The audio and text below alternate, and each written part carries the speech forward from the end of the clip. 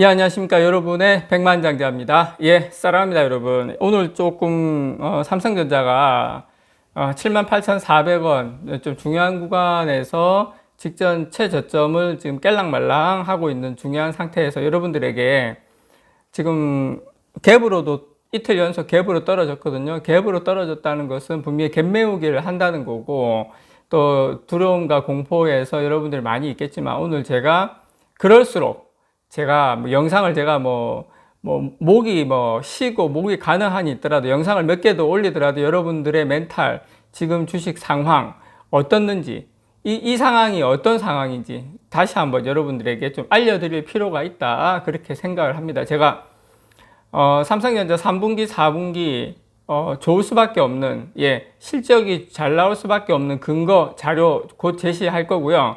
자, 지금, 일단 다우존스 한번 먼저 보십시오, 여러분. 다우존스 보면 지금까지 너무 잘 올랐죠.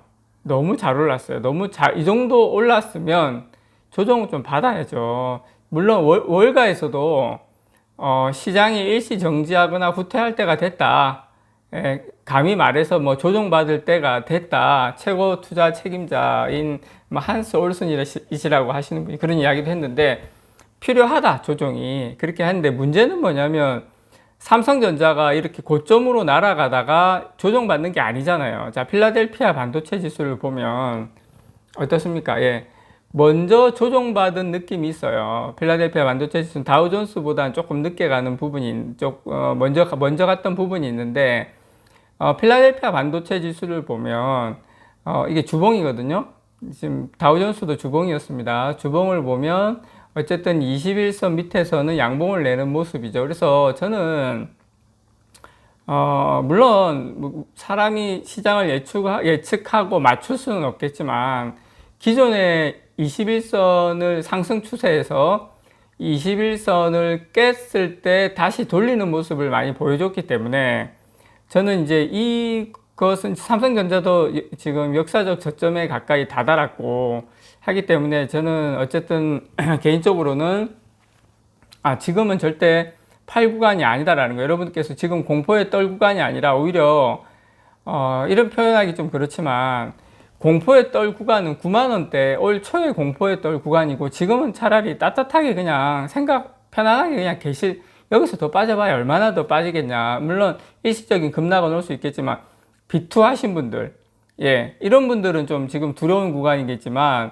여윳돈으로 편안하게 하신 분들은 전혀 겁내실 구간이 아니다. 그리고 지금 빅스 지수, 공포 지수도 상당히 높게 나오고 코로나 델타 변이 이런 이야기가 많이 나오죠. 근데 여러분 일반적으로 여러분께 아셔야 될 게 일반적으로 10%에서 20%의 지수 조정은 항상 나타날 수 있다. 그거는 여러분께서 무조건 아셔야 되는 내용이고요.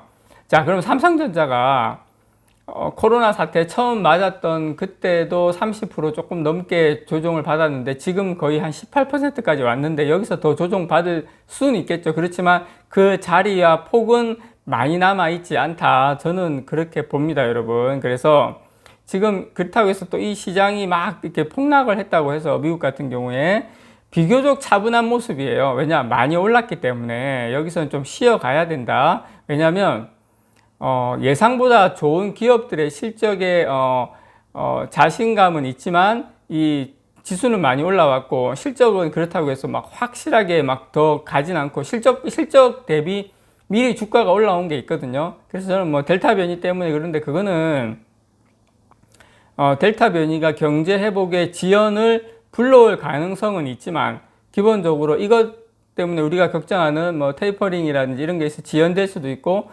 또 여러 가지 시장에 돈을 더 풀 수 있는 오히려 에너지, 산업재, 금융업종의 주식을 또 우리가 지금 하고 있는 삼성전자나 오히려 이런 주식 위기가 왔을 때 여러분 작년에 코로나가 터지고 막 그럴 분위기가 안 좋을 때가 지나고 보면 기회였잖아요. 저는 주식을 매입할 수 있는, 싸게 매입할 수 있는 기회라고 생각을 합니다.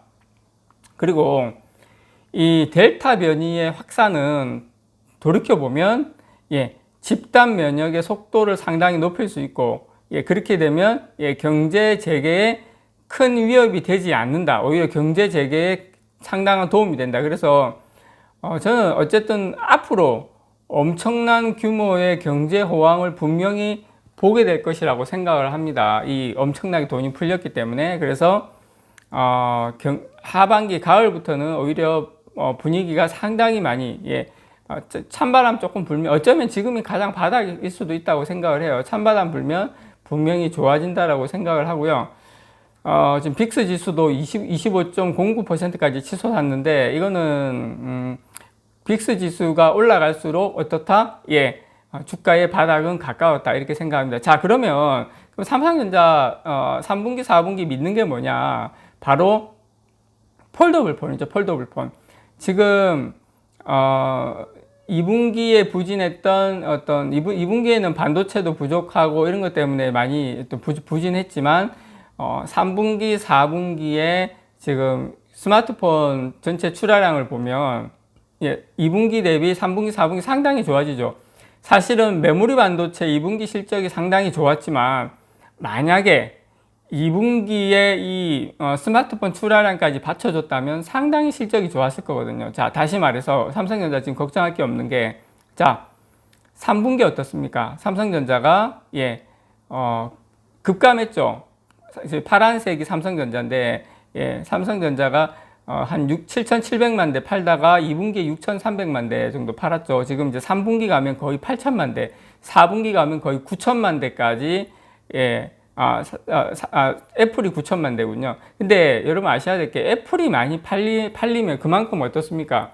전체 스마트폰 출하량이 저렇게 많이 늘어나면 스마트폰에 모바일 디램이 들어갑니다, 여러분. 그래서 이 삼성전자가 예, 3분기, 4분기 스마트폰 출하량도 늘어나고 2분기 대비 늘어나면 수익이 많이 좋아지죠. 스마트폰 수익이 좋을 때는 반도체보다도 수익이 훨씬 좋아요. 그 1분기 때는 거의 4조가 넘지 않습니까? 그래서 3분기, 4분기에 반도체도 스마트폰 출하량 증가로 인해서 전체 거의 한 30% 이상이 모바일 디램에서 나오거든요. 그래서 여기에도 실적이 좋은데 휴대폰까지 좋다. 그러면 3분기, 4분기는 삼성전자 실적은 그렇게 우리가 염려할 부분은 아니다. 저는 그렇게 생각합니다. 특히 스마트폰 출하량 같은 경우에 2분기에 바닥을 찍고 3분기에 한 3억 5,800만 대, 4분기에는 3억 8,400만 대까지 늘어나거든요. 이렇게 되면 하반기에 삼성전자하고 애플의 하반기 신제품 출시가 되면서 예, 아이폰 13 같은 경우에는 뭐 처음부터 9천만 대까지 지금 생각을 하고 있잖아요. 이렇게 되면 분명히 디램, 예, 모바일용 디램 매출은 3분기, 4분기 늘어날 수밖에 없고, 그렇다 치면 반도체도 수급이 좋아지기 때문에 반도체 매출이 늘어나면 수익성이 좋아지고,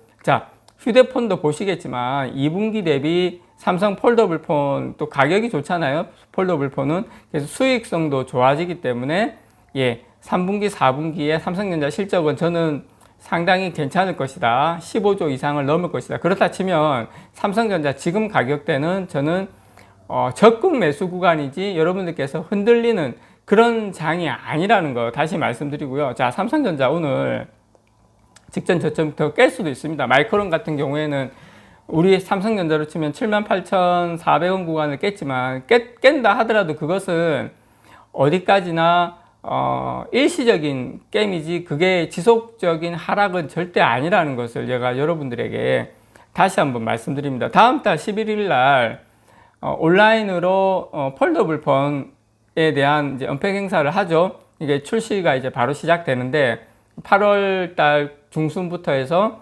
이제 9월 달, 10월 달에서 3분기에서 4분기 넘어갈수록 매출은 상당히 스마트폰 쪽이 상당히 좋다. 예. 그리고 반도체도 모바일 디램 같은 경우 상당히 좋다. 물론 서버 쪽 디램도 그렇게 나쁘지 않다. 이렇게 치면 삼성전자 지금은 두려워할 때가 다시 아니라는 것 다시 한번 여러분들에게 말씀드립니다. 이상 백만장자였습니다. 사랑합니다, 여러분.